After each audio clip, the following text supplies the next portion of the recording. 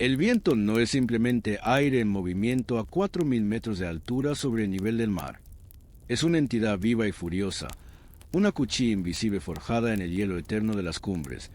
que busca con desesperación maniática cualquier grieta en la ropa de lana cruda para morder la piel y congelar la sangre en las venas, hasta detener el corazón de los intrusos que osan desafiar su dominio. Y ese sonido, ese aullido constante y sobrenatural que parece el lamento de antiguos dioses de la piedra enfurecidos por la osadía de los mortales, se mezclaba aquella mañana de enero con el crujido rítmico del cuero de las monturas tensas y el resoplido agónico de las mulas, que luchaban por aspirar un oxígeno que simplemente no existía en esa atmósfera delgada y traicionera. Allí, en medio de esa inmensidad blanca y hostil donde el fiel azul cobalto parece aplastar al hombre contra la roca desnuda, no vemos a un dios de bronce inmaculado cabalgando con el pecho henchido hacia la gloria de los libros de texto, sino que olemos el aroma acre del sudor frío de la enfermedad y el efluvio dulzón y pesado del opio y el láudano, que eran lo único capaz de adormecer las úlceras sangrantes que devoraban el estómago del líder desde adentro. Porque aquel hombre que guiaba al ejército más improbable de la historia hacia lo imposible no iba galopando al frente con la espada desenvainada desafiando al sol con una sonrisa heroica, sino que iba doblado sobre el cuello de su caballo, con el rostro pálido y perlado de una fiebre ardiente, o a veces, cuando el dolor era una garra insoportable que le desgarraba las entrañas, iba tumbado en una camilla de madera y cuero transportada por sus propios soldados como si fuera una reliquia sagrada, y frágil,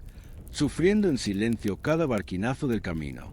Y sin embargo, en esos ojos afiebrados, oscuros y profundos como la noche misma, no había duda ni miedo, sino una determinación tan aterradora que bastaba una sola mirada suya para que hombres que jamás habían visto la nieve y que temían caer al abismo infinito de los desfiladeros, siguieran marchando un paso más y otro paso más, hacia el destino que cambiaría para siempre la historia de un continente entero. Para entender cómo un ser humano puede llegar a poseer esa clase de voluntad inquebrantable que desafía a la biología, a la geografía y a la lógica militar, debemos retroceder en el tiempo y alejarnos de las cumbres heladas para descender a la tierra roja y caliente de Yapeyú, donde el rugido no era del viento sino del jaguar, y el río Uruguay corría como una arteria de vida salvaje. Porque fue allí donde nació José Francisco de San Martín, no en un palacio de mármol, sino en el borde mismo del imperio, donde la civilización europea se desdibujaba en la selva americana.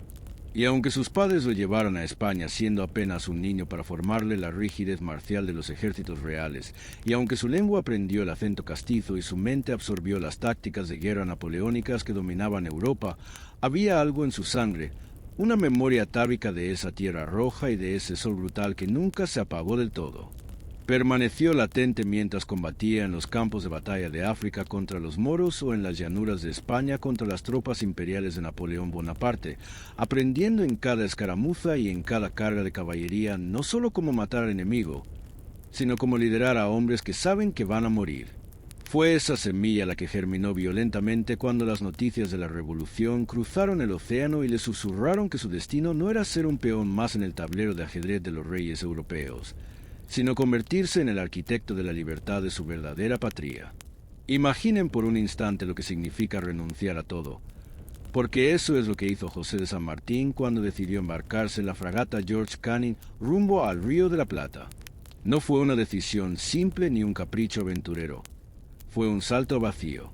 Dejaba atrás una carrera militar brillante y segura de 22 años en el ejército español, donde había alcanzado reconocimientos y honores, para convertirse en un traidor a los ojos de sus compañeros de armas y en un desconocido sospechoso a los ojos de sus propios compatriotas americanos. Estos lo miraban con desconfianza al escuchar su acento español y ver sus modales refinados, preguntándose si aquel teniente coronel de mirada severa y pocas palabras no sería en realidad un espía de la corona o un oportunista buscando gloria fácil en el caos de la revolución. Pero San Martín no tenía tiempo para explicaciones ni para defenderse de los chismes de salón que circulaban por las calles de Buenos Aires, porque él veía lo que otros no podían ver. Él entendía que la revolución no era una serie de escaramuzas desordenadas ni una revuelta local, sino una guerra continental que requería una precisión matemática y una disciplina de hierro que hasta entonces era ajena a las milicias criollas. Por eso, Cuando creó el regimiento de granaderos a caballo, no solo les enseñó a manejar el sable con una destreza letal y a cabalgar como centauros, sino que les inculcó un código de honor tan estricto que transformó a gauchos y paisanos en una máquina de guerra perfecta y moderna, capaz de mirar a los ojos a los veteranos ejércitos realistas y no parpadear. Fue en el combate de San Lorenzo donde demostró que no era un general de escritorio, sino un líder que cargaba al frente arriesgando su propia vida. Cuando su caballo fue batido y quedó atrapado bajo el animal, indefenso ante las bayonetas enemigas, fue salvado solo por el sacrificio heroico de sus soldados Baigorria y Cabral, un bautismo de fuego y sangre que selló para siempre el pacto de lealtad entre el comandante y sus hombres. Pero el verdadero genio de San Martín no residía solo en su capacidad para organizar escuadrones o diseñar maniobras tácticas, sino en su visión geopolítica, que era tan vasta como el continente mismo. Porque mientras en Buenos Aires los políticos y los generales se desgastaban en disputas internas y se obsesionaban con insistir en el camino del Alto Perú, que se había convertido en una tumba para los ejércitos patriotas, San Martín miró hacia el oeste. Miró hacia esa muralla de granito y nieve que todos consideraban una frontera infranqueable y concibió un plan tan audaz que parecía la fantasía de un loco, el Plan Continental. Este consistía en no atacar el poder español de frente en su fortaleza del norte, sino cruzar la cordillera de los Andes, liberar a Chile y desde allí utilizar el mar para golpear el corazón mismo del virreinato en Lima, Perú. Cuando expuso su idea, muchos se rieron y otros lo trataron de demente, porque nadie en su sano juicio pensaba que un ejército organizado podía atravesar esas cumbres donde solo anidaban los cóndores. Pero San Martín sabía que la sorpresa era su arma más poderosa, y se retiró a Mendoza, a la gobernación de Cuyo, para realizar la obra de ingeniería humana y logística más impresionante de la historia americana. Allí, en Mendoza, no fue solo el general, fue el padre, el gobernador, el mendigo y el tirano necesario que transformó a toda una sociedad en una fábrica de guerra. No podemos dejar de maravillarnos al pensar en cómo logró convencer a un pueblo entero de entregar sus joyas, sus esclavos, sus mulas y hasta sus ponchos viejos para abrigar a los soldados, y cómo convirtió a un fraile genial llamado Luis Beltrán en el Vulcano de la Revolución, capaz de fundir campanas de iglesias para hacer cañones y de inventar mecanismos para transportar la artillería por senderos de cabras. Y mientras hacía todo esto, San Martín libraba su propia batalla silenciosa y terrible contra su propio cuerpo, porque las úlceras no le daban tregua y los vómitos de sangre eran un recordatorio constante de su propia mortalidad. Sin embargo, seguía trabajando 18 horas diarias, escribiendo cartas desesperadas a Pueyrredón en Buenos Aires pidiendo recursos con frases que han quedado grabadas en la historia, como cuando escribió: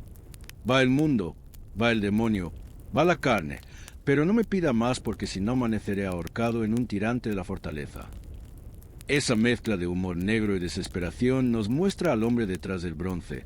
al ser humano que sentía el peso aplastante de la responsabilidad de miles de vidas sobre sus hombros y que sabía que un solo error de cálculo no significaría solo una derrota militar, sino el fin del sueño de libertad para toda la América del Sur. No solo de pólvora y acero se forjaba este ejército, sino también de astucia y diplomacia ancestral. San Martín sabía que para cruzar los Andes necesitaba el permiso de los verdaderos dueños de la tierra. Así fue como organizó el parlamento con los indios pehuenches en el Valle de Uco, una escena digna de una epopeya homérica donde el general europeo se sentó con los caciques en un círculo sagrado, compartiendo el vino y los rituales, escuchando con respeto sus consejos y pidiendo permiso para atravesar sus dominios. Demostró una sabiduría política que trascendía los prejuicios de su época, asegurando no solo el paso libre, sino también sembrando información falsa que los indígenas llevarían a los realistas en Chile, confundiendo al enemigo sobre el lugar exacto del ataque en una magistral guerra de nervios conocida como la Guerra de Zapa. Porque San Martín entendía que la batalla se gana antes de desenfundar el primer sable. Se gana en la mente del oponente, paralizándolo con el miedo y la incertidumbre. Y así llegó el momento del cruce, esa gesta que los historiadores comparan con el paso de Aníbal por los Alpes o de Napoleón por el San Bernardo, pero que en realidad fue mucho más compleja.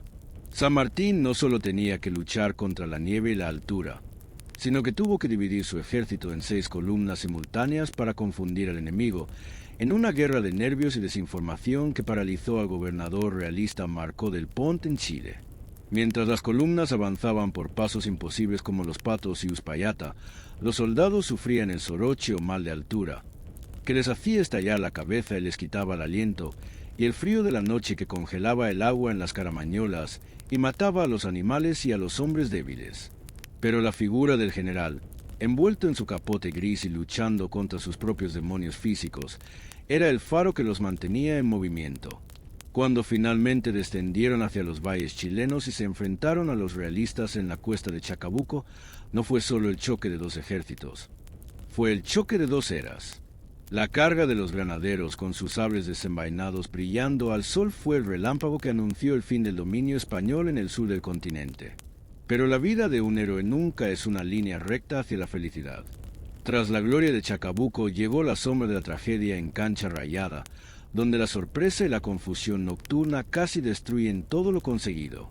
Vimos a un San Martín que, en medio del caos y la oscuridad, mantuvo la cabeza fría para salvar lo que se podía salvar y reagrupar a sus hombres destrozados moralmente. Es aquí donde emerge la verdadera resiliencia psicológica del libertador.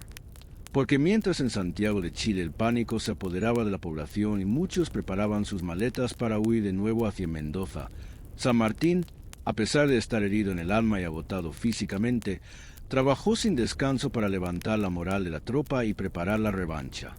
Esta llegaría apenas unos días después en los llanos de Maipú, donde se libró una de las batallas más sangrientas y decisivas de la independencia americana. Cuentan los testigos que el ruido de la artillería y la fusilería era tan ensordecedor que no se escuchaban las órdenes, y que el humo de la pólvora oscureció el sol convirtiendo el día en una tarde gris y asfixiante donde se luchaba cuerpo a cuerpo con una ferocidad primitiva. Cuando finalmente el sol se puso sobre el campo cubierto de cadáveres y San Martín se abrazó con O'Higgins, que llegaba herido al campo de batalla, sellaron con ese abrazo no solo la independencia de Chile, sino el destino de la expedición al Perú. Sin embargo, el camino hacia el norte, hacia el corazón del imperio en Lima, no sería un desfile triunfal, sino un calvario político y personal para San Martín. Al desembarcar en Paracas y luego entrar en Lima, no se encontró solo con enemigos armados, sino con una sociedad compleja y dividida donde la aristocracia limeña temía perder sus privilegios, y donde las facciones internas del bando patriota comenzaban a mostrar los dientes de la ambición y la discordia. San Martín, que había aceptado el título de protector del Perú no por vanidad sino por necesidad operativa, se vio atrapado en un laberinto de intrigas donde su visión de una monarquía constitucional para evitar la anarquía chocaba con los ideales republicanos radicales y con los intereses de los caudillos locales. Mientras intentaba gobernar y terminar la guerra al mismo tiempo, su salud se deterioraba aún más y las noticias que llegaban desde Buenos Aires eran amargas, porque el gobierno central lo había abandonado a su suerte. Sus enemigos políticos, liderados por hombres como Rivadavia, aprovechaban su ausencia para difamarlo y acusarlo de querer coronarse rey y de haberse robado el ejército de los Andes. Esa ingratitud, esa puñalada por la espalda de su propia patria, le dolía más que cualquier herida de bala o de sable. Fue en este contexto de soledad estratégica y debilidad política que se produjo uno de los momentos más enigmáticos y trascendentales de su vida, la entrevista de Guayaquil. El encuentro con Simón Bolívar, el otro gigante que venía descendiendo desde el norte envuelto en una aureola de victorias y gloria. Hasta el día de hoy, los historiadores discuten que se dijeron exactamente esos dos hombres encerrados a solas en una habitación, sin testigos ni actas, durante esas jornadas de julio de 1822. Pero la atmósfera estaba cargada de una tensión eléctrica y silenciosa donde se jugaba el destino de Sudamérica. Mientras Bolívar, exuberante y carismático, buscaba la gloria total, San Martín, desgastado por la enfermedad y la falta de apoyo, comprendió con una lucidez dolorosa que su presencia allí era un obstáculo para la victoria final. Cuentan las crónicas que durante el baile posterior a la reunión, San Martín observaba en silencio desde un rincón con la mirada melancólica de quien ya se ha despedido del mundo, mientras Bolívar bailaba con frenesí en el centro del salón celebrando su ascenso al cenit del poder. En ese contraste brutal entre la euforia del venezolano y la introspección del argentino se revela la magnitud del sacrificio de San Martín, quien decidió retirarse no por cobardía, sino por un acto de amor supremo hacia la causa de la libertad. Entregó su ejército y su espada a su rival para que la guerra pudiera terminarse sin guerras civiles ni derramamientos de sangre inútiles, un gesto de renuncia que no tiene parangón en la historia de los conquistadores del mundo. El regreso no fue la vuelta del héroe a casa, fue el retorno de un proscrito. Al llegar a Mendoza y luego intentar ir a Buenos Aires para ver a su esposa Remedios, que agonizaba, se encontró con que el gobierno había puesto postas para arrestarlo y que la prensa unitaria lo destrozaba con calumnias feroces, acusándolo de cobarde y ladrón. Cuando finalmente Remedios murió, él ni siquiera pudo estar a su lado para despedirse, y tuvo que tomar a su pequeña hija Mercedes y huir hacia Europa, no para disfrutar de una vida de lujos, sino para escapar de la guerra civil que amenazaba con devorar a las Provincias Unidas. Porque San Martín tenía una convicción moral inquebrantable que repitió hasta el cansancio en sus cartas: mi sable jamás se desenvainará para derramar sangre de hermanos. Prefirió el destierro y la pobreza antes que convertirse en el verdugo de sus compatriotas, rechazando ofrecimientos de poder de facciones que querían usar su prestigio para legitimar sus propias ambiciones sangrientas.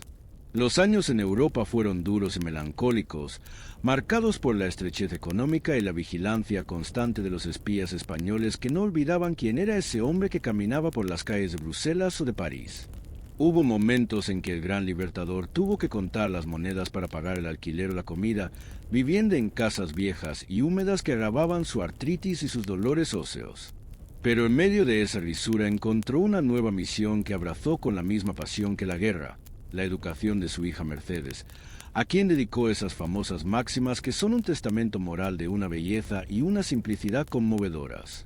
Le enseñó a amar la verdad, a humanizar el carácter y a sentir respeto por todas las criaturas vivientes, incluso los insectos. Es en esa faceta de padre abnegado y luego de abuelo cariñoso, que cosía vestidos para las muñecas de sus nietas, donde terminamos de enamorarnos del hombre que había detrás del uniforme. Y fue en esos años de exilio donde su vida se cruzó nuevamente con la fortuna gracias a su antiguo compañero de armas Alejandro Aguado, quien, convertido en un banquero inmensamente rico, lo rescató de la miseria y le permitió vivir sus últimos años con dignidad en la casa de Grandbourg, demostrando que la lealtad y la amistad pueden sobrevivir al tiempo y a la distancia. A medida que envejecía y su vista se apagaba progresivamente por las cataratas, dejándolo gradualmente en una penumbra casi total que le impedía leer y escribir. Sus pasiones del alma, San Martín nunca dejó de mirar hacia América con el corazón. Aunque estaba a miles de kilómetros, seguía sufriendo por los destinos de su patria. Cuando las potencias extranjeras como Francia e Inglaterra bloquearon el puerto de Buenos Aires en un acto de agresión imperialista, el viejo guerrero sacó su sable corvo de la vaina, no para pelear físicamente porque su cuerpo ya no se lo permitía, sino para ofrecerlo simbólicamente a Juan Manuel de Rosas como un gesto de apoyo a la defensa de la soberanía nacional. Demostró que su patriotismo estaba por encima de cualquier diferencia política o ideológica y que la dignidad de la nación era innegociable, un acto que le valió nuevas críticas de sus enemigos exiliados, pero que reafirmó su coherencia de vida. Finalmente, llegamos a Boulogne-sur-Mer, a esa casa tranquila junto al mar en el norte de Francia, donde el general pasaba sus últimos días sentado en su sillón, sintiendo la brisa y escuchando las lecturas de su hija Mercedes o los juegos de sus nietas. Sus ojos ya no veían el mundo exterior, sumidos en la oscuridad de la ceguera, pero su mente seguía repasando con claridad cinematográfica las cumbres nevadas de los Andes, el estruendo de las cargas de caballería y el rostro de los camaradas caídos en 100 batallas. Y aquel 17 de agosto de 1850, a las 3 de la tarde, cuando sintió que el frío final le subía por las piernas y el dolor de su estómago se hacía agudo, no hubo drama ni gritos desesperados. Solo la serenidad de quien ha cumplido con su deber hasta el último aliento. Dicen las leyendas familiares que en el momento exacto en que su corazón dejó de latir, el reloj de la habitación se detuvo, marcando para siempre la hora de su partida, como si el tiempo mismo quisiera rendir homenaje al hombre que había marcado las horas de la libertad de medio continente. Su cuerpo descansó allí, lejos de su tierra amada, custodiado por una estatua ecuestre que milagrosamente sobreviviría años más tarde a los bombardeos masivos de las guerras mundiales que arrasaron la ciudad, permaneciendo intacta entre las ruinas como un símbolo eterno de que la figura de San Martín es indestructible ante la violencia y el olvido. El legado de José de San Martín no son las estatuas de bronce que adornan las plazas de ciudades que quizás nunca visitó, ni los nombres de las calles y escuelas que se repiten en cada pueblo de Argentina, Chile y Perú. Son algo mucho más profundo y vital que nos interpela hoy más que nunca. Porque en un mundo obsesionado con el poder, el éxito personal y la fama a cualquier precio, su vida se levanta como un monumento a la ética de la renuncia y al servicio público desinteresado. Nos recuerda que la verdadera grandeza no está en lo que acumulamos ni en los cargos que ocupamos, sino en lo que somos capaces de dar y en lo que estamos dispuestos a soltar por el bien común. Su ejemplo nos grita desde la historia que no hacen falta superpoderes para cambiar la realidad, sino disciplina, coraje y un amor infinito por la tierra que nos vio nacer y por la libertad de nuestros semejantes, y que incluso en la soledad del exilio o en la oscuridad de la ceguera, un hombre puede seguir iluminando el camino de las generaciones futuras con la luz de sus principios inquebrantables. Si la tenacidad y la historia de esta vida extraordinaria han encendido una llama en tu interior, te invito a que te suscribas ahora mismo a Vidas Extraordinarias Podcast y compartas este video para que estas historias sigan inspirando al mundo.